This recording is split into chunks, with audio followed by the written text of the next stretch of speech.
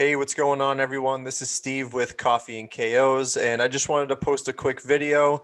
I know we're going to be dark in the next few weeks. January 16th will be the next main card, but I actually wanted to focus on UFC 257, the main event, which is Conor McGregor taking on Dustin Poirier. Now, originally, when this fight was posted, when it was booked, I jumped all over Dustin Poirier. I thought for sure he was going to win this fight even at with the plus money that the odds makers were giving him. I thought there was really good value there.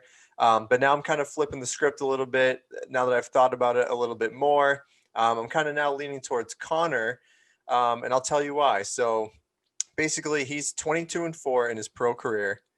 Two of those losses came at a time in is back in like 2012. This happened outside of the UFC. He was still young, early in his career. Both of those were dropped by submission. And then you look at his most two recent losses in the UFC. That was one against Nate Diaz, which is a short notice fight against a difficult grappling opponent in Nate Diaz. Super tough to prepare for on short notice. So he drops that fight by submission. And then obviously he goes against Khabib. You can say what you want. You know, he might have been hungover. He wasn't training properly. But he dropped that one by submission as well. So that's four total pro losses, all four of them by submission. And when you look at Dustin Poirier, all of his recent fights, you know, he's basically a striker through and through. Yes, he does have a pretty good ground game. He does have some submissions on his resume, but his last submission win was in 2012. So I kind of see this going. It's going to be a striking match. You know, Conor is one of the best strikers we've ever seen in the UFC. So obviously he's going to have that advantage over Dustin, who takes a lot of damage, as we saw in the Dan Hooker fight. And then another thing that I wanted to bring up was his Conor's fight against Cowboy, because I don't think people are talking about that enough. You know, Cowboy has fought two times recently. Anthony Pettis, that was a unanimous decision loss. I thought it was actually a lot closer than the judges said it was.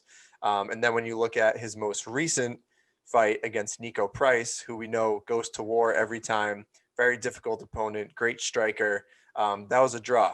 So he's looked pretty good in his last two fights. But when he went against Conor, that lasted all of 40 seconds. Conor barely had to throw a strike. He actually used his shoulder to get the job done.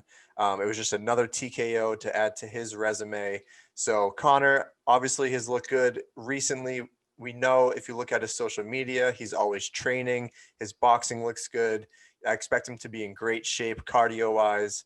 So for all of these reasons, I'm actually now switching sides. I think Conor McGregor is going to win this fight by TKO. And, you know, it should be a great fight. I just wanted to post this video and kind of see what your thoughts are as well. So UFC 257 coming up, Conor McGregor, Dustin Poirier. Who do you got?